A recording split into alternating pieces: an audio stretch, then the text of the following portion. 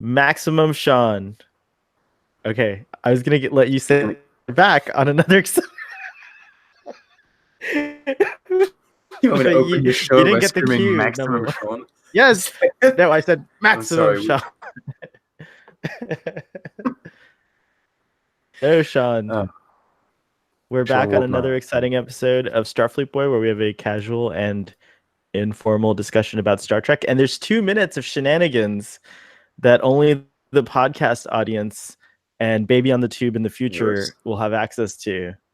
This is the man so that would if you sell guys a deluxe album with a bonus song on it. Is that me? Are you saying I would do that? Yes. What? Yeah, Why? you would totally do that. Why not? You would sell a bonus album, like a deluxe album with a second CD on which there are like 3 or 4 new songs and like a behind the scenes recording or something. Speaking of behind the scenes, you do that exclusive content for those people that take the time to go and check out your official audio podcast. Speaking of behind the scenes, an audience member who lives in Minneapolis, Minnesota. Do you know where that is, Sean? Have you heard of Minneapolis? Yeah, I got an idea where that is. I have to look up her name, so I apologize, audience member in Minneapolis. I think it's Karen. Karen wants to know how I made my Starfleet Boy supplemental video, and it's very simple. I have a 5D Mark II as the recording vessel, a Hue lighting system in my room, which if you tune into our show, you've seen Starfleet Boy After Dark. At our nighttime shows, I usually use that to light the show, and a microphone made by that company, which I don't know the name of right now, but I'll email you back. But I thought I'd say it publicly because my agent tells me I got to read letters. I got to read letters online. My agent, I got a free agent. You get a free agent. Wow. What he really did to do Starfleet Boy Supplemental was get rid of all of the guests. He was like, who needs them? All right, I can do this solo. That's not the case. The original was Starfleet Boy Solo. And I was going to do that. Oh my God. But I decided well, yeah, but I didn't want to do this because that brings Star Wars into my show, and we only talk about Star Trek, right? I mean, we never get off topic. Star Trek. So, speaking of topics, what are we talking about today, Sean? Tapestry. No, that's next week. Tapestry is next week. You say tapestry, I say tapestry. You say tomato. Do you say tomato or tomato? Oh, you froze. The internet gods don't like us today. Oh man. Even the nights are better. We just lost Sean.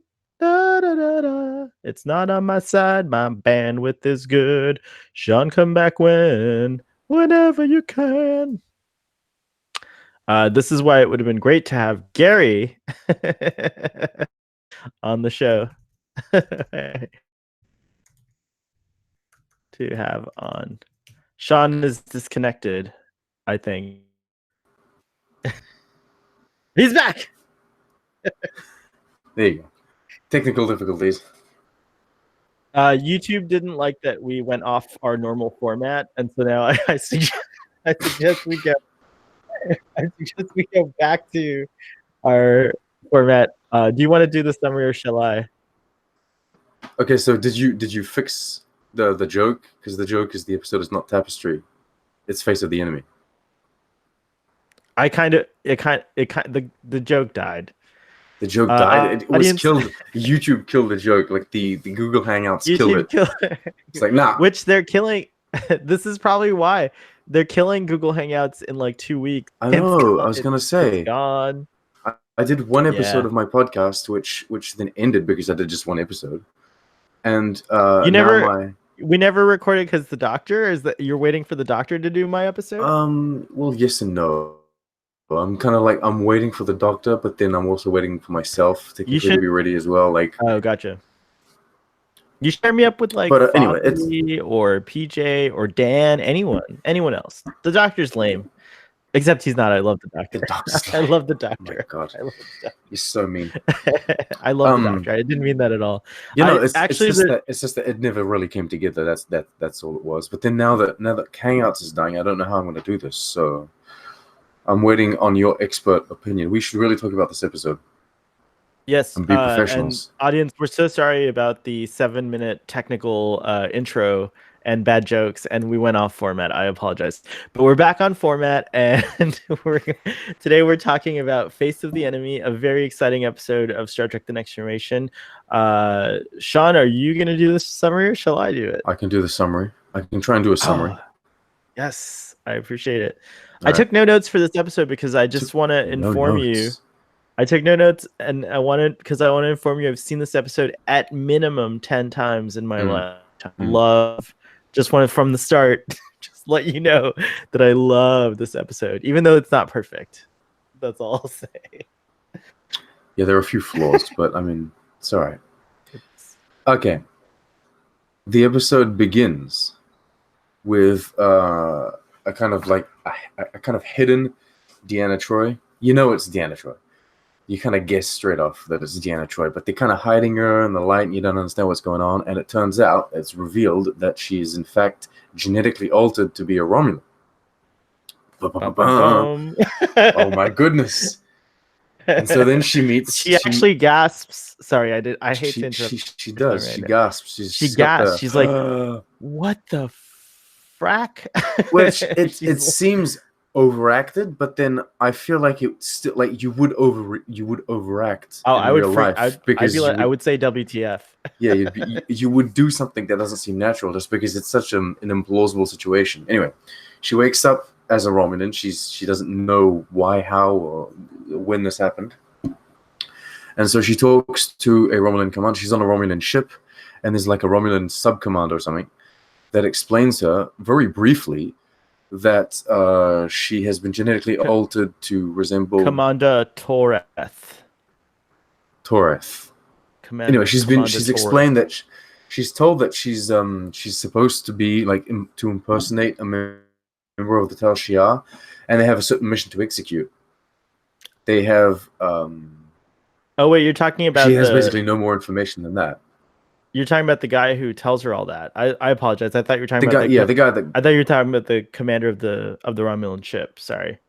No, the sub commander. What's his name? Nivek, right? Yeah. Nivek. Sub Commander Nivek. I don't know these names. Nivek. They're all Romulan. Right, they're all the same to me. Oh. There is a little bit of that kind of talk in this episode. Anyway. Yes, there is a little bit. Interesting. Yeah, it's Nivek. To make things simple, there's a plan which has always seemed quite complicated to me, and I don't know why. It's always seemed very intricate, and there's a lot of political intrigue going on, which involves. So it's a callback to the Spock/Sarek double episode that TNG did with reunification parts 1 and 2.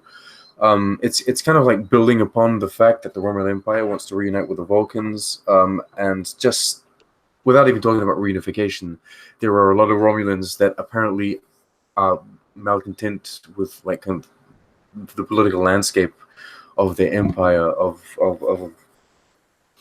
like their nation, basically. I mean, even a freaking commander of a D-Deradix, like in the military, is like making remarks about her government because you know what happens later. But sorry, sorry, but yeah, it's not a good state. Exactly, the Romulan government's not in a good state. They're not in a good state. They seem very suspicious. They have something called the Tal Shiar, like that is active, and like it's not an unsanctioned kind of thing, kind of like how Section 31 works independently from, it would seem, the government.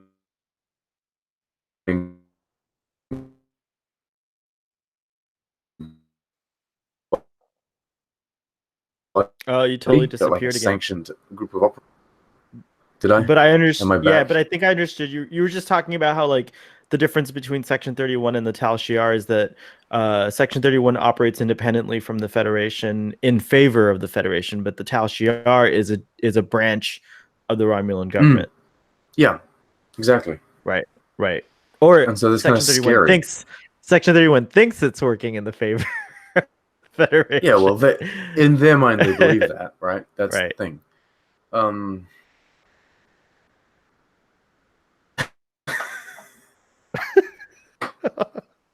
Sorry, go on. Anyway,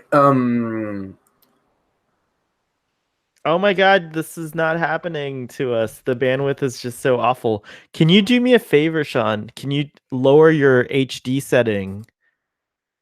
I'm sorry, you'll have to be shit video. If you can hear me, I'll text you this as well. Audience, sorry for the technical difficulties here. This is a live show, and sometimes weird things like this happen. uh, uh, uh, Oh wow, Laz. we need you to be less HD, Sean, if it's possible. Or maybe for a second just go all. there. Yeah. No. You're still gone. No. I'll continue the summary a little bit. Let's see. Where were you at? Whoa. There's two of you. There's two of me. Yeah, that's amazing. There's a frozen you. Do you see yourself on the screen? No, I see just Oh. another. This is like a future episode where Thomas Rex. Do you have a middle name? Fabrice. So it's Fabrice on the tube. That's a great middle name, Fabrice on the tube. It's very French. That's your French. That's yeah, my he's your French French counterpart. Is he still there? Does he exist currently? Will he disappear? He's still there. Is he just sitting there, or is he moving as well? He's frozen. He's frozen completely. I'll take a screenshot so you can see it later. My goodness, I think you need to do the episode summary. I'm sorry about this. All right. Just in case the third of me comes up. I'm gonna eject Fabrice and see what happens.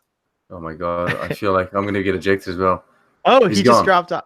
He's gone. He dropped off. He was offended. How dare you? I've been gone for so long, and then I come back, and then I completely ruin your show. It's okay. You enhance the show. It's a welcome. And Starfleet. If now your audience is mad, they're like, what is this guy? Come on. As William Peck, who has said that he has seen every episode, which we're so grateful for, would know there's tons of technical difficulties on Starfleet Boy. It's like a natural part of the show. So,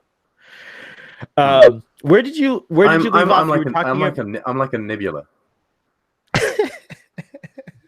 Right? You don't necessarily want to encounter it in space, but it does make the voyage a little interesting. That's totally not what you're like. You're like that's completely the opposite of what you're like. That's such a weird thing for you to say about yourself. Oh my goodness. Okay, we're not gonna go into therapy session here. We're gonna continue. We're gonna continue our discussion, folks. But I do want to point out that you have been away for a while, and you've been coming back. So it's nice to have you back. Thank you. I've been posing as a Romulan agent in New Zealand. Are we allowed to tell the audience why you were gone? Yeah. Because we did already, right? We already talked about it. That's right. So I misstepped, by the way. Did you? Yeah, I didn't say congratulations. I think you did. Oh, I did. I think you did, but you did. But okay. You texted that. Oh, but no, you have to say it on the air. It has to be said on for the continuity for the posterity. Okay, yeah, that's right. For the canon. for the for the canon. So congratulations, sir. Thank you. Welcome to a club that Miles O'Brien is in. Mm-hmm. You're the Miles O'Brien of Starfleet Boy. Am I? I am. Maybe, actually. I don't know. Oh, there you go. Look at that. I don't know. He's like frustrated and angry. Yes, there's a lot in the world to be frustrated angry about, and we only focus on the Star Trek world, and there's a lot in the Star Trek to be frustrated and angry about. So yeah, I mean, just that is enough. Okay, so going on. It's been 17 minutes since I began. I know we began the recording. Summary. I'll finish. You can do like a 10-second summary. Okay, here we go. So Counselor Troi basically is put in the situation where she has to like pretend she's the Tal Shiar, take over a Romulan vessel, steer it to a rendezvous point to offload 3 Romulan defectors, and she has to do it all without any prior knowledge or training of the mission, and she has to just like pull it off. And what happens? She totally freaking does. She's amazing. She goes into uber bitch mode. She goes nuts on the commander. She unleashes the inner Troi. She unleashes the inner Troi. She's like, if you don't want any more personal encounters with the Tal effing Shiar, you better plot that course and do what I effing say. In the meantime, they go to the rendezvous point, and it turns out her spidey senses. Sorry, her Betazoid. What does she have? I derailed. It's her empathy. It's her empathy. Sorry, right? Her empathy detectors let her know that the rendezvous aliens are not what they seem, and then her handler, who we mentioned before, Sub Commander Nivek, takes it into, he's like freaks out, destroys the rendezvous vessel, blames it on Deanna, and then she has to like, yeah, that's when she like freaks out, and basically she's like, arrest the captain. She's great. She's totally in control. And then after that, she's like, all right. He's like, all right, we have to go to the starbase now because there's another, like, apparently there's a network of like agents working throughout the Federation and the Romulan Empire to shepherd defectors through and carry out missions in the name of unification. And they all use Spock as kind of like their way to get things done. But anyways, that's more for the discussion. She's like, no. You're going to make it so that we can be detected by the Enterprise. We're going to go rendezvous with the Enterprise, and then I'll take care of this whole situation. And she does. She totally we find out that the engineer's a sympathizer. He sabotages the Romulan ships so that like it's detectable. The Enterprise finds it. There's this whole Hunt for Red October thing where the commander is Tevek. I forgot her name, but anyways, the commander is like trying to back, see if like taunt the Enterprise in a way to see if it backs off. They become detectable. And, that's when she actually arrests her, right? Like, isn't it during that? I don't know what happens, but I watched it like a few days ago. But regardless, they decloak and present themselves, and then Captain Picard's like, "Holy shit, it's Deanna! What's she doing over there?" And he immediately starts to like put 2 and 2 together. Oh, there was a defector. I forgot about that. There was a guy. The character. He's actually kind of awesome. He's kind of pointless, I think. No, he's great. He's great. He's Edward Snowden or something, or Julian Assange, basically. Okay, I see. Like, do you know what I'm saying? Like, yeah. He's like WikiLeaks of Star. Like okay, it's not that he's pointless. It's just that he doesn't tie in exactly to the plot. But right. At the end of the day, he's just yet another element to this whole situation, right? Right. The whole Romulan situation. But he's the reason why Picard. Right. He's the reason why Picard like starts to put 2 and 2 together, because without him, Picard would be just like, oh no, they cloned Deanna or something, because he's already encountered like Sela, so like this is like double effed up, and then later we of course get Shinzon. So like the Romulans just love cloning high level or not cloning. Well, Sela's not a clone, but you know what I mean. This like thing of the Romulan version of you is common apparently in Picard's world. But he figures it out. They kind of speak in code to each other. Troi tells them she's going to beam aboard, but when they lower the shields, she fires on them with like a no level disruptor beam, and they transport the defectors onto the Enterprise. Picard immediately realizes what's up, and then tries to and then what happens? Wait, they lock onto her and they beam her out, right? Mm. Isn't that the ending? That's it. And then Troi, And yeah, and the then funny thing is, they don't even address. That's right. Nivek dies, and that's it. She's back in sick bay, and she's like, that was crazy, and now we have sympathy for Romulans because we got to see what Romulans really are like. Mm. So they're no longer a two-dimensional evil, everyone's just evil liars, all that stuff. Now we see that they have families and that there's struggles within their own empire, and like that even Romulans are not are oppressed and need some kind of liberation. Mm. What's interesting is they don't even address like the fact that Deanna was missing, or any of this happened to Deanna. Like at no point during the episode does she have a moment of dialogue with Riker or whatever, saying, "Oh, I got kidnapped going to whatever conference or what have you." It's just the episode ends. Yeah, I don't know why. I mean, I saw it a week ago, but the ending is blurry right now to me. I can't remember. No, like, it kind of just moves. It moves up. Like from the moment they beam the body, like the three people over, it's like the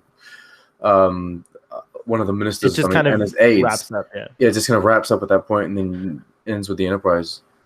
But then you don't need it. Technically, you don't need any of that. Yeah. It's just like you assume what happens, and then you know that they're going to deal with it. They're going to talk about it, and they're going to explain what happens.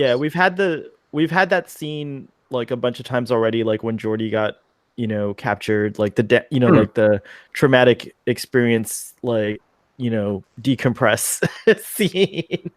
But like we don't really need it again. And Troi, and also it's different because in this case, like Counselor Troi like was put in like probably the most difficult situation one can imagine, and she like aced it. Like she was such a boss. Yeah, that's I have it here. I have it in my notes. She's so professional, because it's like, I mean, all of these Starfleet officers are always very professional, especially in TNG.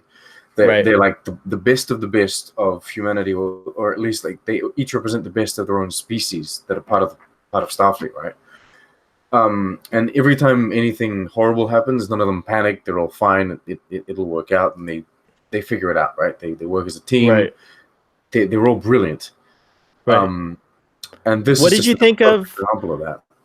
What did you think of the Romulan crew saying, just curiosity, saying that, like saying how professional the crew on the Enterprise are? What did you think of the Romulan crew? Well, I mean, they seemed fine. We didn't get too much of like interpersonal relationships or how like other Romulan kind of officers work together. It was mainly just the commander angry at her. But I think so, but there were things like we find out a lot. Like, okay, the episode I like to compare this to, and I don't know if you agree with me, is the one from the original series with Mark Leonard. Yeah, I know what you're talking about. Yeah. Where the Romulans are trying to get away from Kirk, and it's like, oh, what is that episode called? We should know this. It's really bad Trekkies right now. Bad Trekkies. Anyways, because we do get a glimpse. It's the one with Spock and the Romulan female, right? The Romulan woman. The commander. No, that's another one. No, that's not it. Okay, yeah, that's another one. Okay. No, I'm talking about the one where Sarek is. The whole episode is just a chase, like the Enterprise and the Romulan ship fighting each other, and the Romulan ship trying to get back through the neutral zone. Here, I'll just tell you, Mark Leonard. We have to now look it up because it would be wrong. Okay. we have to look up these kind of things. We have to. It is called. And balance of terror, maybe. Balance of terror. That is it. Good job. Good job, number one. So yeah, it reminds me of Balance of Terror. It's kind of like the TNG version of that, and I loved it because it doesn't at all directly copy Balance of Terror. It's like it's that same idea of like seeing the enemy, because in Balance of Terror you get like a sense of like how noble and like professional, like in a Romulan way, Romulans are. They're all about duty in the Empire, and like he admires Captain Kirk's skill as a commander. Like he's in defeat, he's still like praising Captain. He's like angry about it, but he's like, damn, that guy's like really good. you know and so you get like a glimpse of this, like his, okay, this is gonna be very racist, his humanity. You see, like the very word is racist to a Romulan. If you That's just it's just the word that we have currently. I'm sure that if we were put in a situation where there were multiple species out there, there would be a new word, or we would. But what would that? We should coin that. I don't think Star Trek. So I guess you could call it your I don't know. We call it our humanity. I don't know, your core. I guess would it be? I think your humanity is very subjective. Like it's a very a blurred kind of meaning at the end of the day. Because when I talk about your humanity, what exactly does it mean? What's cool about Star Trek is like, and we could go deep into this, but like they kind of address this in the show. Like, I mean, obviously Star Trek 6 during Star Trek 6, like that all comes up. But Data himself is saying he's in search of his humanity. Like he's trying to become human. Like he could try to become anything he wants. He could try to become Klingon. Like he could have had himself surgically altered. But then it makes sense that he wants to become human. He wants to become more like his father. That's the thing. Correct. His father / But the point is that like, but like, I mean, there's aliens coming up in season 7 that can completely change their appearance. They have no emotion. There's so much life out there. Why does Data fixated on humanity? It's the obvious answer is because like we're humans and we're telling a human story. Star Trek's not real. If you had Captain Picard as a role model, you would want to be human too, right? Yeah, it's true. But does Worf want to be human? No, he wants to remain Klingon. He wants to be Klingon. He wants to be Klingon. Like, he's the one Klingon that like. I'll just say humanity is overemphasized for obvious reasons, but it's interesting that I don't think in Star Trek they've come up with that word that we were just talking about that represents not just whatever we talk about when we say our humanity. I haven't heard that word in Star Trek. It'd be interesting if Picard gives us that word. It's something to do with species, right? Is it like the speciality? I think when we talk about our humanity, what we're talking about is like the very best, like what you were saying, like the very best attributes of ourselves, right? Like that's what most people talk about. So like a Romulan might call that our Romulanness, like whatever, like it's the same thing. It's universal. I agree. I just don't think that there is a universal word for it. Like Romulans call it being Romulan, Vulcans call it being Vulcans. It's our inner valor. Our inner Oh, you just did it.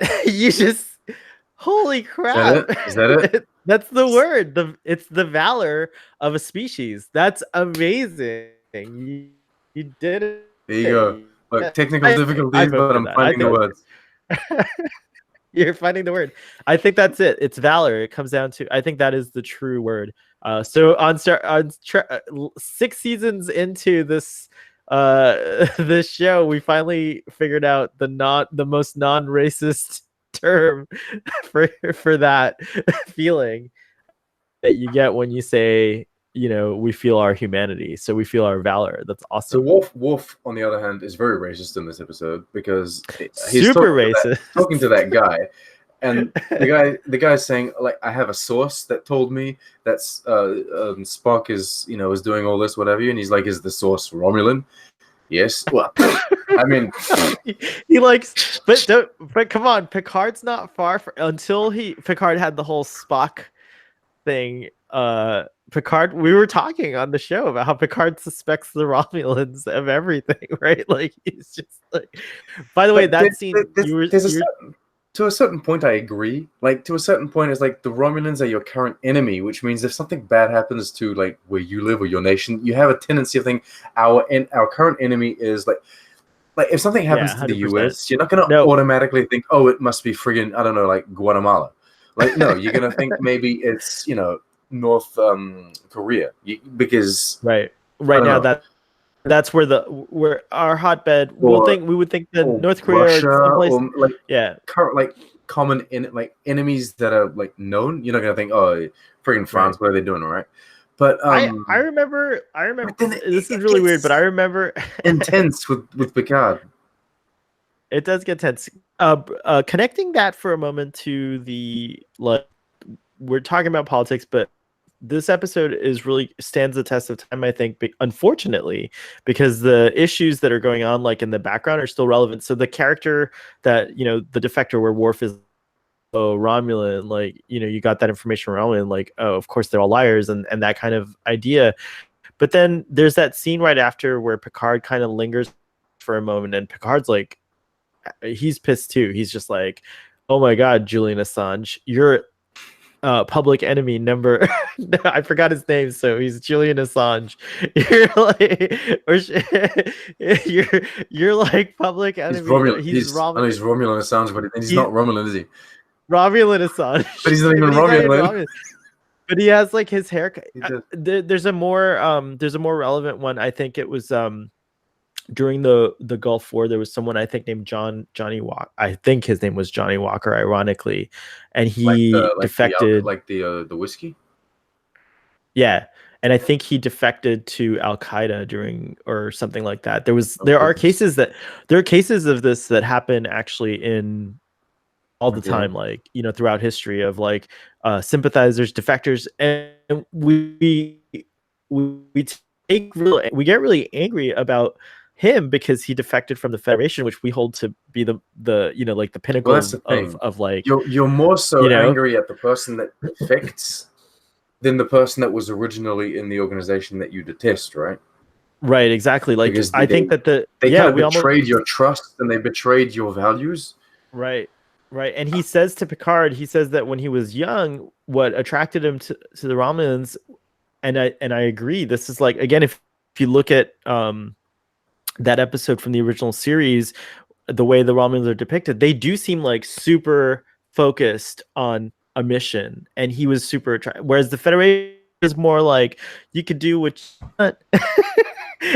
There's no problems. You can be anything, like, which, it's like, it's very ambiguous.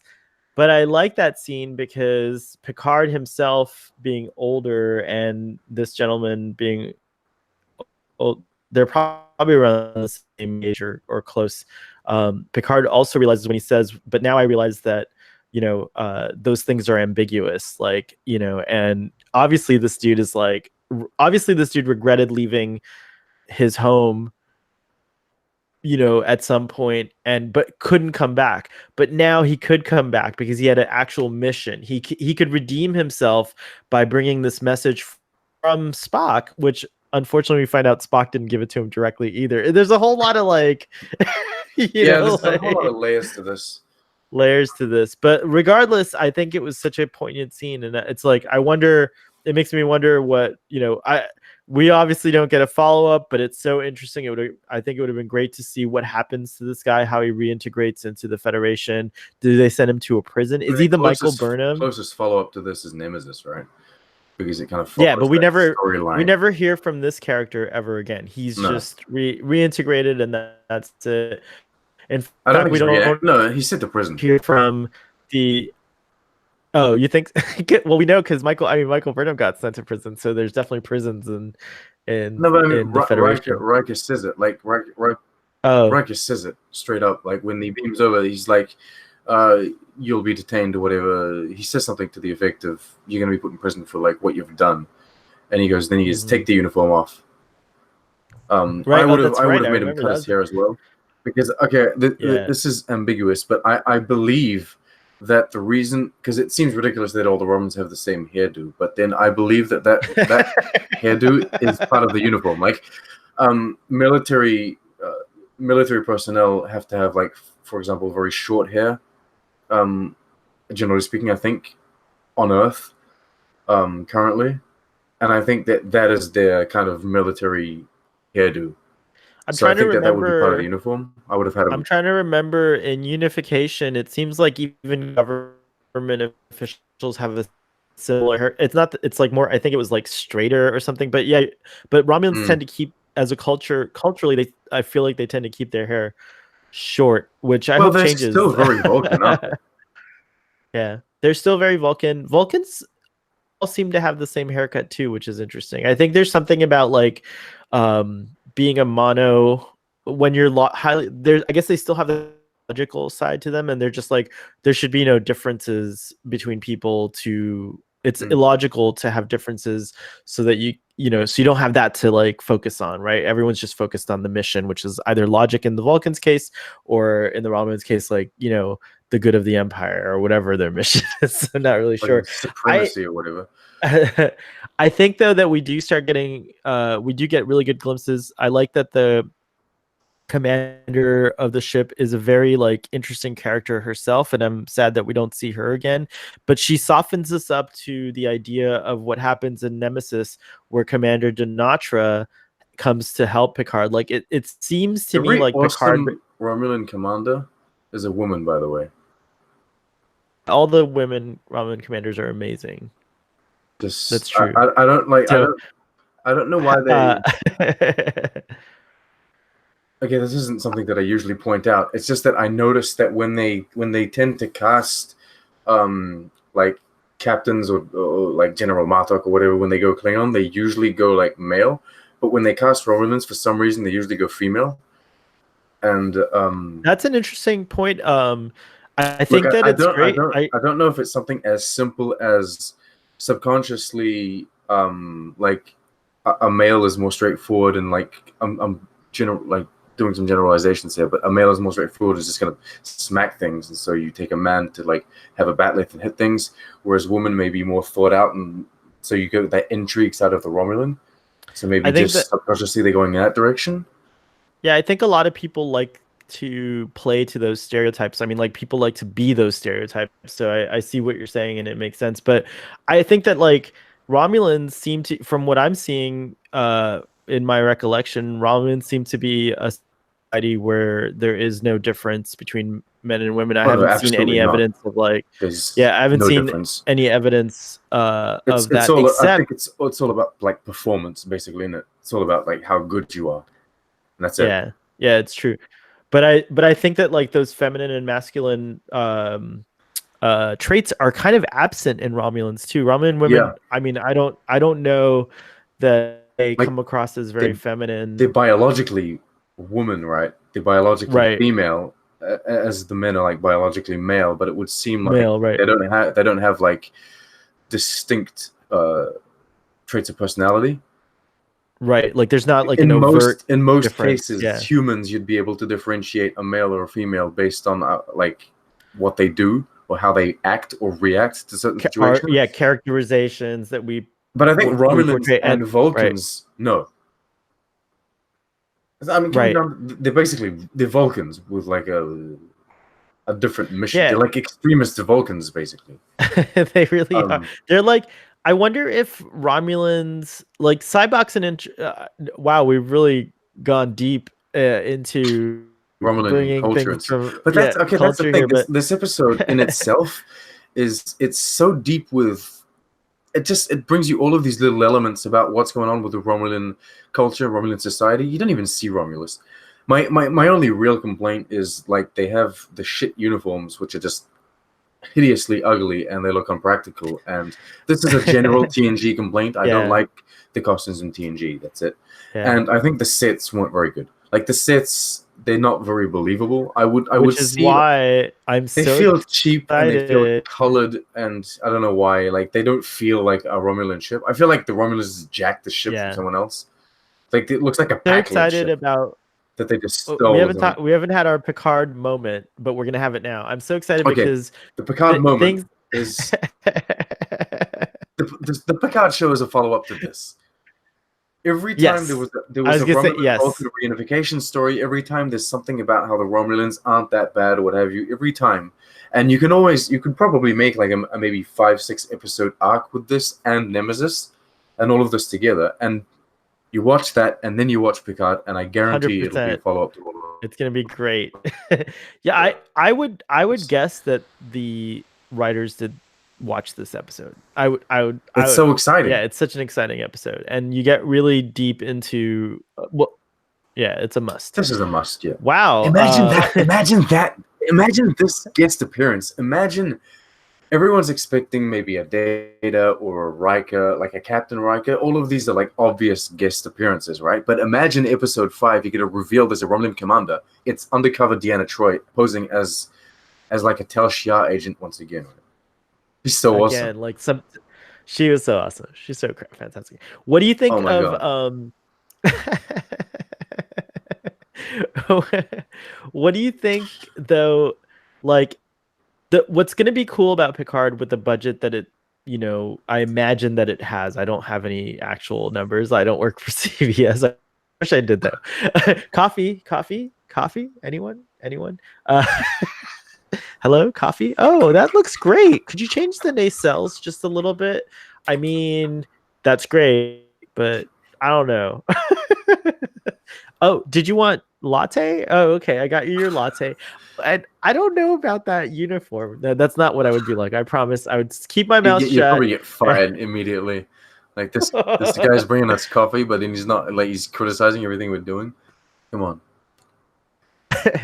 I don't know that Captain Picard would wear that headdress, but I mean, there was that instance, when he wore it for the ambassador, Eugene Chef. Okay, sorry. I think that would be a great cameo. I think that I have my weird theory that like many, if not all, the cast are dead. By the way, did I tell you that I met Jonathan Frakes? No, but the Twitters told me because I saw your photo. So you met Michelle Nichols, and then you met Jonathan Frakes. And I almost met George Takei. And this is Takei. I think it's Takei. I say Takei, but then I don't know. I am not the guy, so I can't ask him. I didn't get to meet him, but I know I'll meet him. The joke was so perfect. Oh my god.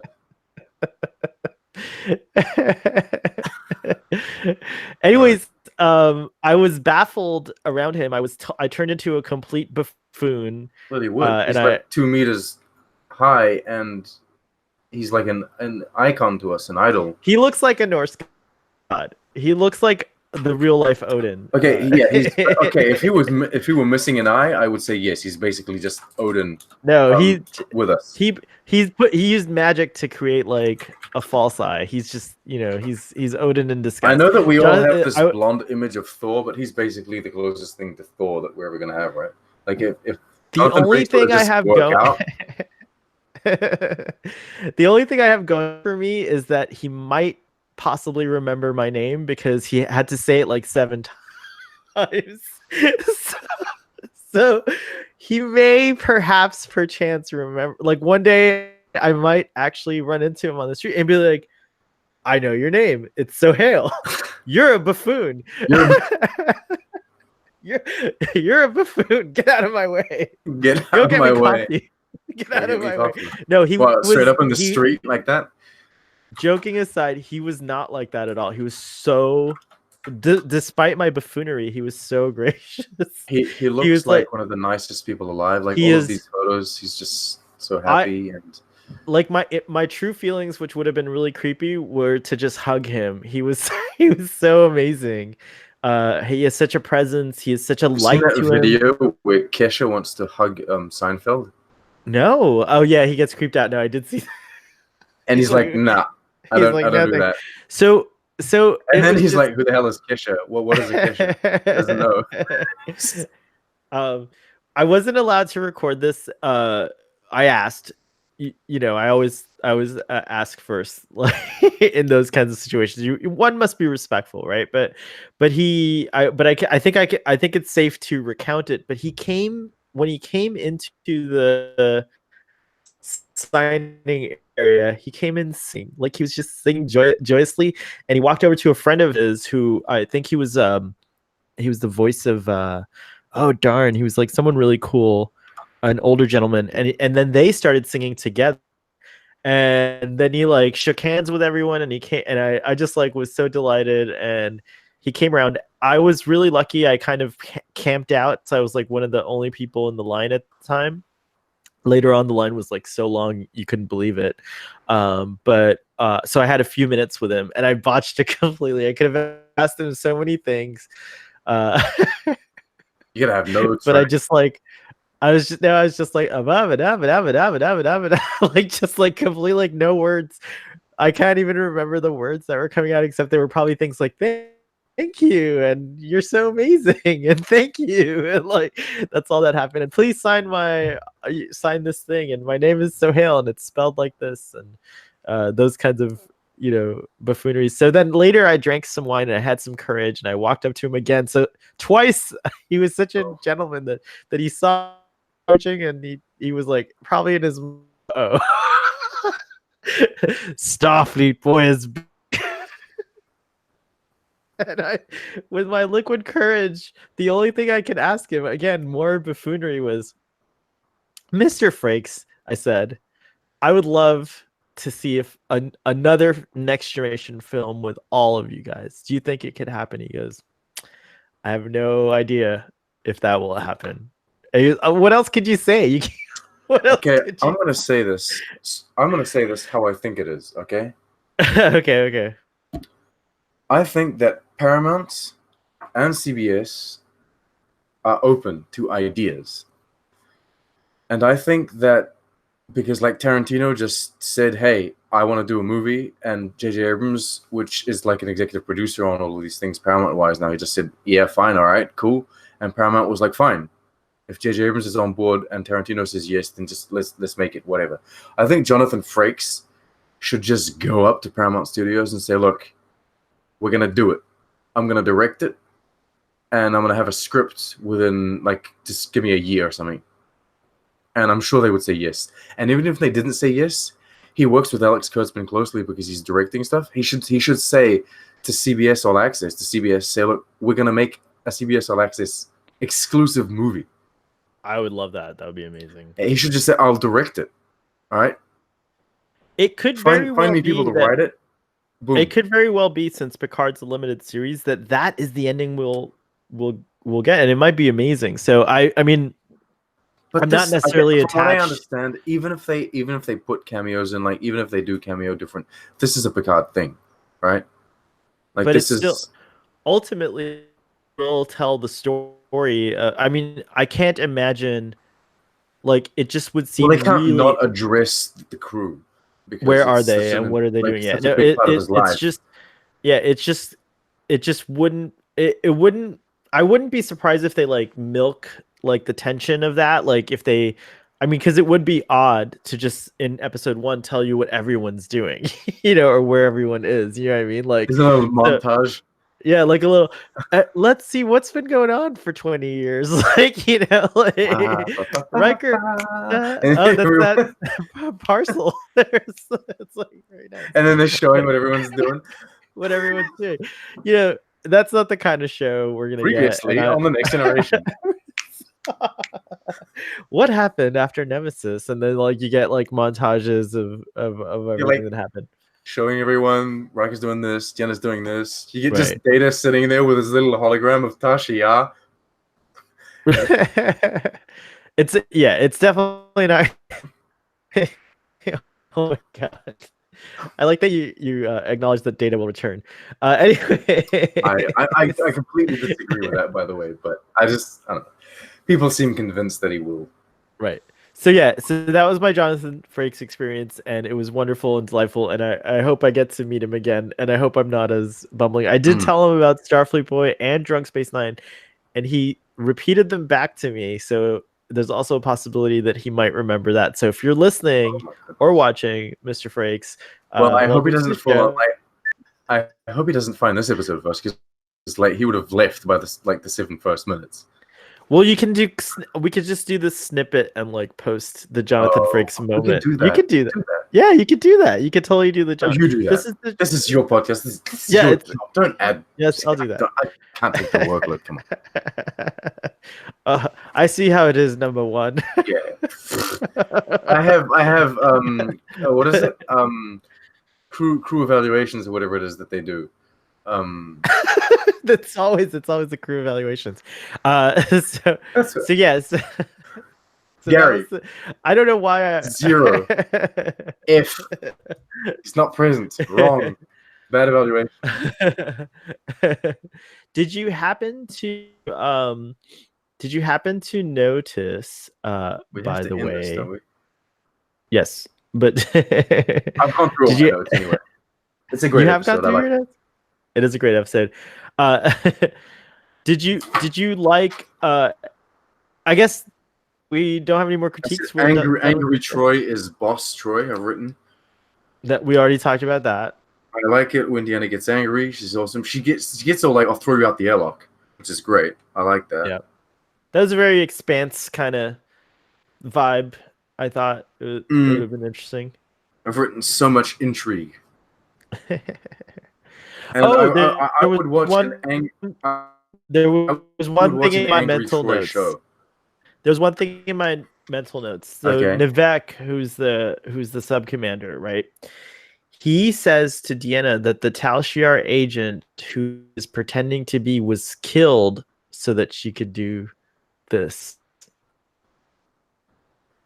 We didn't talk. It's the big. I think that's the big thing in the room. It's like, so the unification people are willing to kill to get. They're terrorists. They're legit terrorists. Do you think Spock know? Like, what? Do you think Spock knows? I don't think so. But here's the thing. Since you are morally, how should I put this? Your moral compass or your moral standards, and your beliefs would have you, I would say, side with the unification people rather than the current government, right? Right. And so to you, they would not be terrorists, but they would be like a rebellion or resistance fighters. I think we learned from Deep Space Nine that there's a really, it's like a razor's edge line between a freedom fighter and a Star Wars is the story of a bunch of terrorists, right? Or freedom fighters. Yeah, it just depends what side of the argument you're on, I suppose. But regardless, depends if you're on the side of the law or not. I can't imagine Spock. I can't imagine Spock sanctioning this plan if he knew. I don't think he agreed with that. But he mustn't be aware of everything that's going on. But he's not the leader of this. But that's he's just that's concerning. Although I admit, like, there's going to be probably a lot of good that comes out of it. I don't think that the Tal Shiar, the true Major Recall, I think is the name of the character. Major Recall, I think it was, right? I can't recall. Anyways, but the true person who was killed, the true person who was killed for Deanna to take over this role, like, that's never addressed in the episode, and I think that would have been an interesting follow-up in a future episode. I don't that either. So that was the only other thing I had on my mental notes. I think that Spock would maybe, like, regardless of, like, he wouldn't want to kill anyone, that's for sure.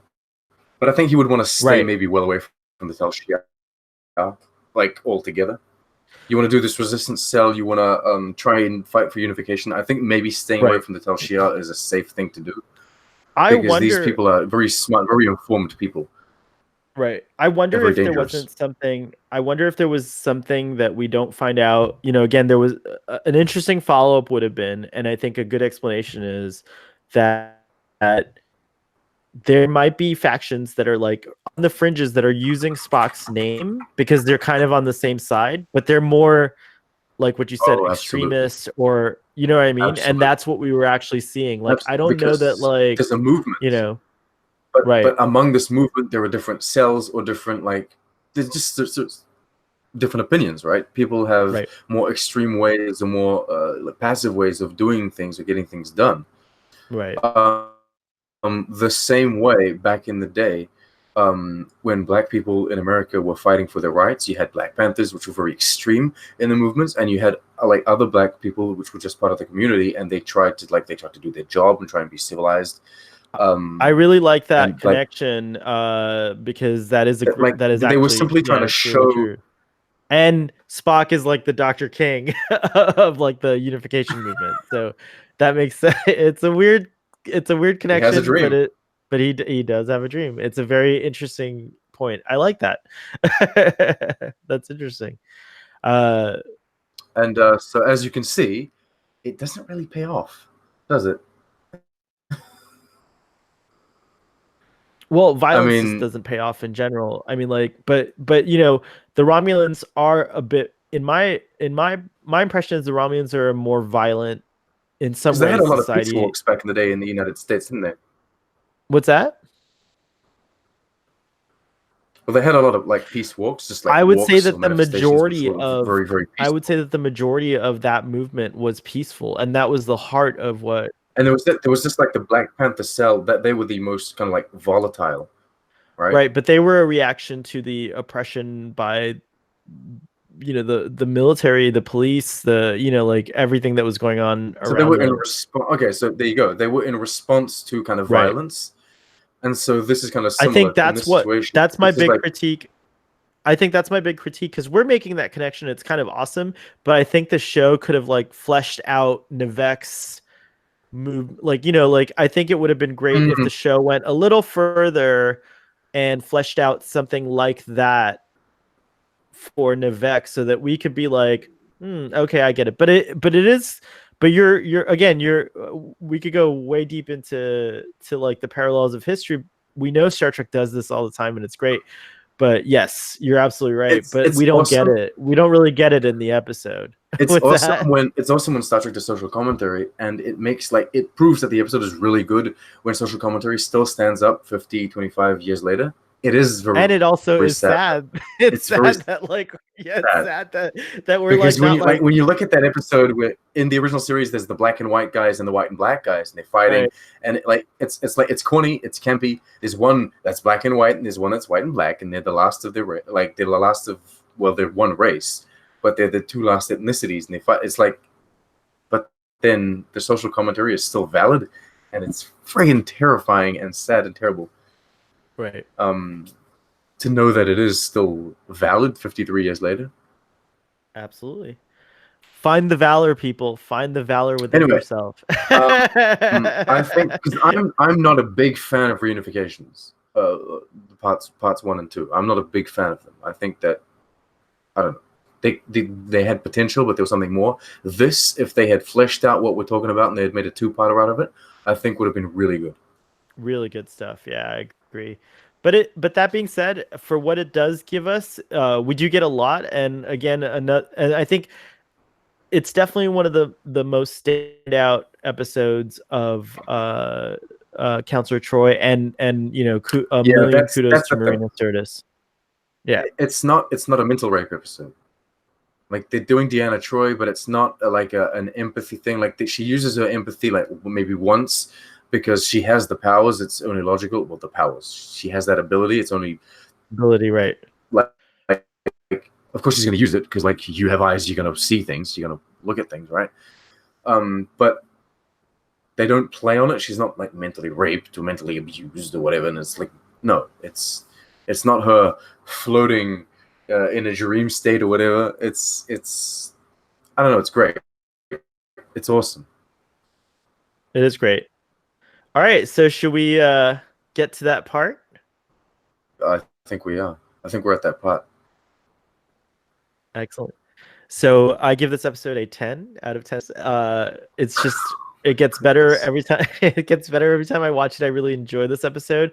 The Doctor gave Discovery isn't the only 10 out of 10 thing. You're giving 10 out of 10s to TNG. Dude, Next Generation's my jam. 12s.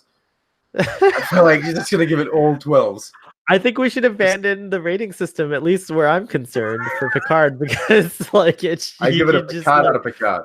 It's a just gonna, Picard. It's like that's it. Yeah, I agree. I agree 100%. I don't know where you stay. I know you're very hard, and or I should say very like look, factual. this I is your like show. saying This that. is your You're like format.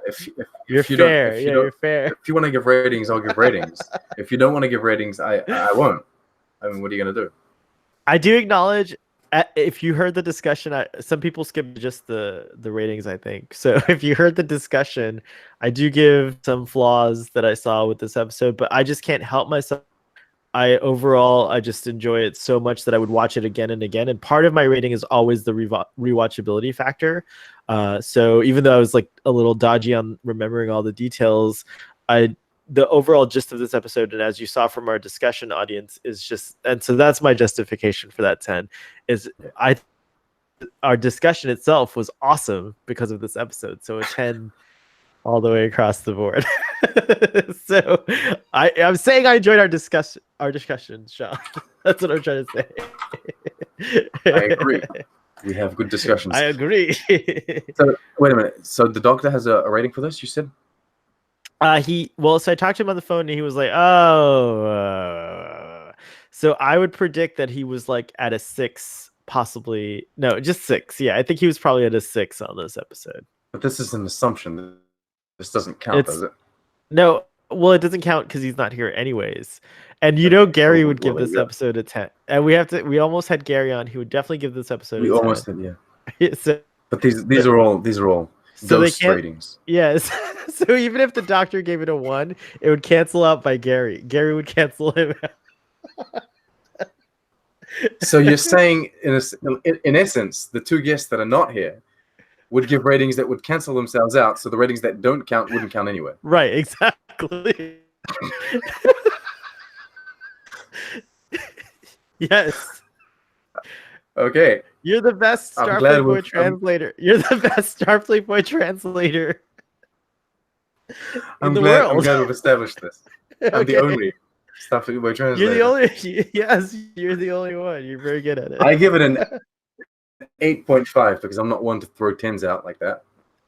That's amazing, though. That's a great rating for you. I was like hoping for that. Yeah. Yeah, 8.5. I think it's good. As I said, my only real issues are like this. I think the Romulan set isn't too believable, and I think that the Romulan uniforms aren't too believable. And maybe that one defector, that one human guy that comes back, maybe once he gets out of his Romulan uniform, they could have given him a onesie that a better complemented his, we didn't talk about that. You're right. His body, right?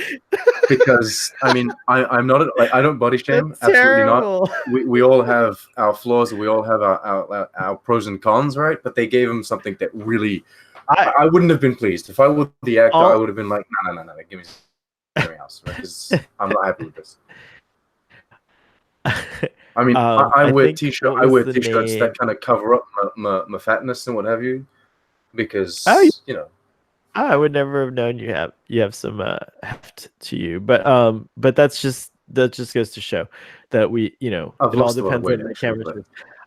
I will say, all I will say too is that kudos to the actor and many actors, because I see actors. I mean, like, actors tend to be the most body confident people, no matter what their body type is, and I really applaud that. Like, I mean, Gerard Depardieu, who's not considered your average good looks, has no problem declothing, and I strive to be that way because he owns his physical appearance, right? His whatever, his flaws and everything, and I think that is the goal for.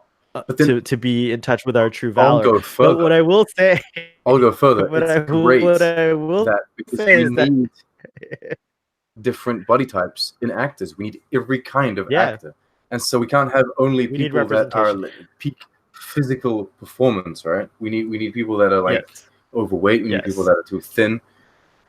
But I'm going to get specific with this critique, and it's a critique that comes up often in Star Trek, no matter what the body type is, because I agree with you. But what it is that oftentimes, especially with men, we get really unflattering midsection costumes. So in this case, I was very aware of like a certain anatomical feature of this actor, and I was like, wow, like when I was a kid, was I like was I being shown like subliminal packages? Like, was that happening to me while I was watching Star Trek? This thing was in my face because The it was certainly TNG in ones my is face. Are not the flattering to TNG any male body onesies. type. Yeah, no, they're not. Or I guess they're not very like they're not. They always they got that bulge. But yeah. Anyway, I mean, it comes down to the costumes. It comes down to like the costumes in TNG weren't great. As an adult, I And don't they're not mind very as flattering. much. I would just But then, say I mean, that I was. you have It's Wilson. like, but I You kind of have like Wilson now like Cruz in Wilson Cruz in his civilian clothing in Discovery looks friggin' sharp. They sharp. gave him like they gave him a suit, and he was looking fly. No, I think Star Trek Discovery, whatever you want to say about it, whether you agree with the choices of the production, the costumes, everything is the highest Star Trek's ever been on television. It is the best looking. It's just they specifically choose aesthetics that piss me off sometimes.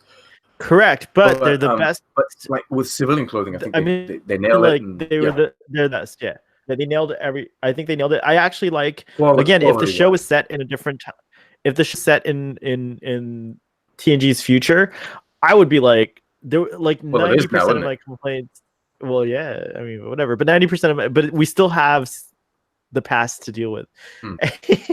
Yeah, we do.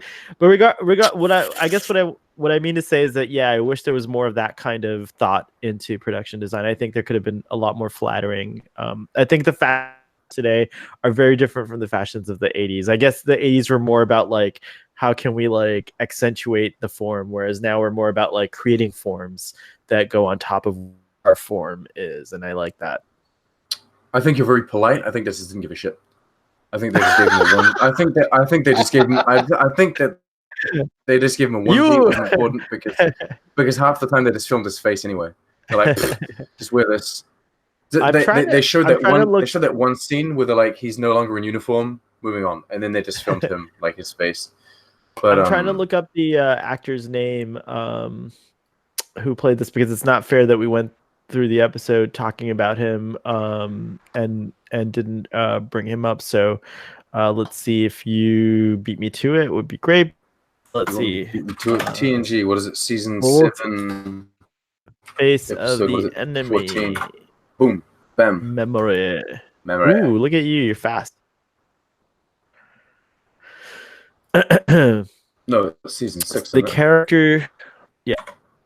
What did I say? Did I agree with you were you wrong? Did I agree with you? I said season 7, but that was when I noticed it was Sub Rosa. I was like, nah, that's not it. Oh, that's gonna be a great. He's an ensign, Ensign Desav, and he is played by Barry Lynch. Barry Lynch. Highlight because he's actually a very attractive man in my opinion. Let me show him on here. Oh, but he's got that black and white. I don't find him attractive there. I see what you're talking about because there's a black and white picture here on the internets. If you go to the Googles, there's a black and white picture where he has a beard, and I think he's much better with the beard. Let's take a look.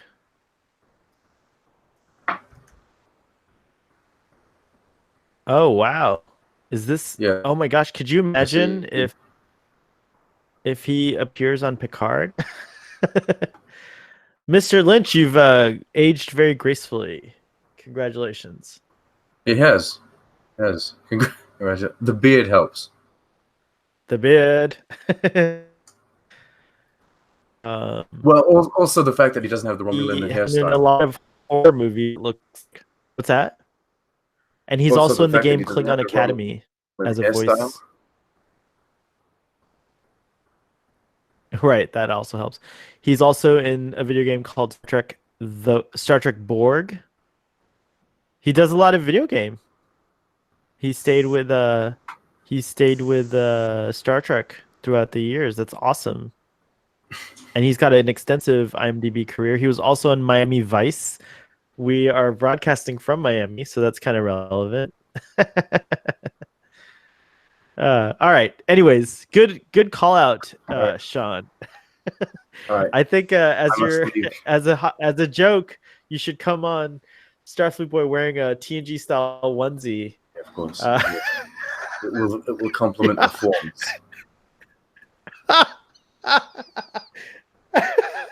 All right. We should We'll all do that. you, Sure. me, Gary, and the Doctor should appear in for the Picard premiere. All right. Speaking. Okay, sorry, I don't want to hold you too long. I know you have to go, but I just have the poster up. I must leave. Okay. We'll put the poster up next time. We're gonna just we can put the poster up every week. We'll just do it next time. No, soon you'll have San Diego Comic-Con to talk about, and there'll be a trailer and everything. It'll be so much. My goodness, lots to talk about. Yeah. All right, audience. Thank you for joining us. Thank you, Sean. Have a great time and live long and prosper. And we'll see you next time. Live long and prosper. Live long and reunite. Wow. The end.